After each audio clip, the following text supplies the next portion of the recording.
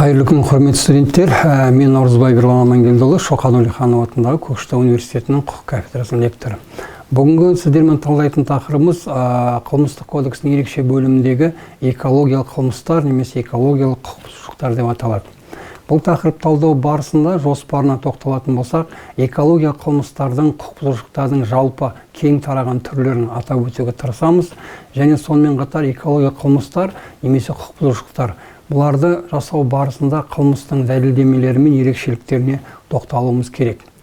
Жалпы экологиялық қылмыстардың мақсатына келетін болсақ, бұл дәрістің мақсаты жалпы экологиялық қылмыстарды топтастыру және олардың белгілерін айқындау немесе нысандардың түрлерімен танысу. Құқық бұзушылықтардың құрамын, то есть элементтерін анықтап, немесе осы қылмыстың құрамының бар ма, жоқ па, соны ажырата білуді айтамыз.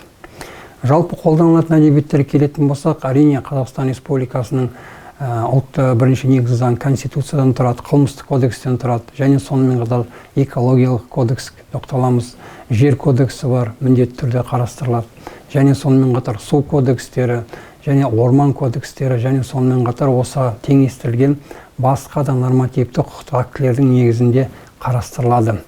Бұл тақырыптар талдау барысында экологиялық қылмыстарға келетін болсақ, қазір кезде Қазақстан территориясында көптеген үлкен завод, фабрикалар мен жер өңдеушілер, оның ішінен нақты инвесторлардың Қазақстанға келгенін жақсы білеміз. Және сонымен қатар үлкен алып кәсіпорындардың жұмыстары, оның салдары экономикалық тұрғыда тиімді болғанымен, экологиялық тұрғыда тиімсіз екенін заман өзі көрсетіп отыр.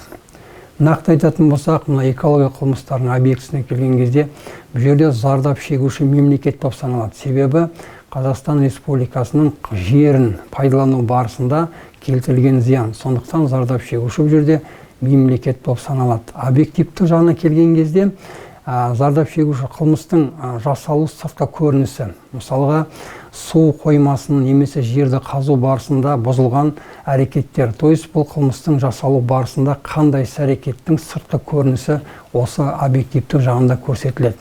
Ал енді субъектке келетін болсақ, бұл жерде субъектісі дегеніміз кімдер? Әрине, бұлар заңды тұлғалар болып саналады, бірақ та біз қылмыстық кодекстің баптарына сәйкес заңды тұлғаны жауапқа тарта алмаймыз. Бізде тек қана жауапқа тартылатын субъекттер жеке тұлға немесе арнайы субъект деп аталады. Сондықтан бұл жерде бұл кәсіпорындардың басшыларын жеке тұлға ретінде жауапқа тартамыз. Ал енді субъективті жағы кінә мәселесі. Кінә бұл жерде қасақаналықпен болуы мүмкін, кінә кейде абайсыздықпен болуы мүмкін. Енді жалпы қарапайым тілмен айтқанда кінәнің екі түрін анықтаймыз. Және сонымен қатар себептері мен мақсаттары осы экологиялық қылмыстарда нақты көрсетілу керек. Анықтамасына тоқталатын болсақ, жалпы анықтамасында мынау соңғы кездердегі алып заводтар мен фабрикалардың немесе соған теңестірілген кәсіпорындардың келтіретін зияндары төмендегі баптарда нақты көрсетілген. Бұл анықтамалар талдау барысында өздеріңіздің алдарыңызда қылмыс элементінің қылмыс құрамы 4 элементтен тұратын болса, осы 4 элементтің анықтамасы берілген. Осы анықтамаларға сәйкес біздің қарастырып жатқан субъектінің әрекеті соған жататын болса ғана біз қылмыстың бар екенін мойындаймыз. Егер де осы амалдардың біреуі сәйкес келмеген кезде қылмыс құрамы шықпайды. Келесі анықтамасына келетін болсақ, мынау экологиялық қылмыстар немесе қауіпсіздікке келген кезде кейде жеке тұлғалар мен кәсіпорындармен бірге жеке тұлғалардың да шектен шығып кеткен амалдарын көреміз. Және сонымен қатар мемлекет тарапынан қойылған көптеген шектеулер бар. Осы шектеулерді біздің кейде заңды тұлғалар мен жеке тұлғалардың іске мойындамайтындығы немесе құлақ қағыс қылмайтынын көріп отырмыз. Келесі анықтамасында өздеріңіз көріп отқандай Қазақстан Республикасының қылмыстық кодексінің нақты баптары. Бұл баптарда жаңағы экологиялық қылмыстарға жататын тараудың нақты баптары көрсетілген. Егер де біздің амалдарымыз осы әрекеттерге сәйкес келетін болса, онда біз қылмыстың болғаны туралы ақпарат жинаймыз. Ақпарат жинау барысында, мана басында айтып кеткендей, қылмыс құрамы болмайтын болса, онда қылмыстық іс қозғалмайды. Ал егер де бұл қылмыстық іс қозғалатын болса, арман қарай сотқа дейін жететіндігі туралы нақты анықтамалармен сәйкестендіріледі. Келесінде суларды ластау немесе қоқыс немесе оны сарқу мәселесіне келгенде 328 бапта көрсетіліп тұр. Бұл объектісі қайда бағытталған қылмыстың объективті жағы, кінәсіне келетін болсақ тіке деп аталады. Тікелей дегеніміз мана басында мен айтып кеткем, субъективтік жақта екі анықтама бар. Ол біреуі тікелей, біреуі абайсызда. Тікелейдің өзі екіге бөлінеді. Тікелей қасақаналық пен тікелей жанама.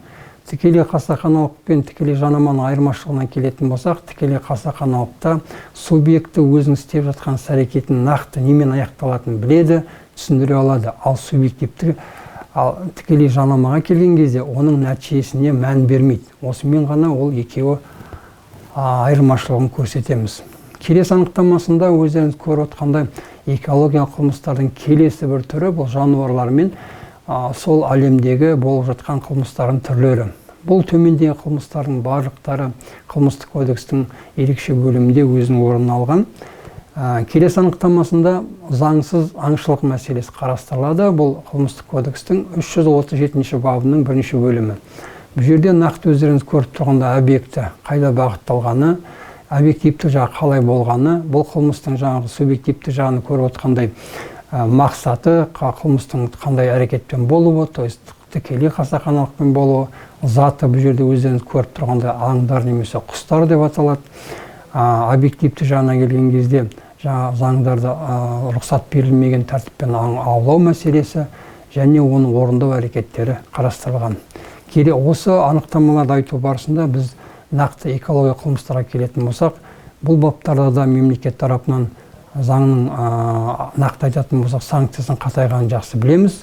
Енді болашақта мемлекет тарапынан тағы да басқа да нормативті акттар қолданатын туралы баяндалған. Бүгінгі айтайын дегеніміз осы. Назар қойып тыңдағандарыңызға рахмет.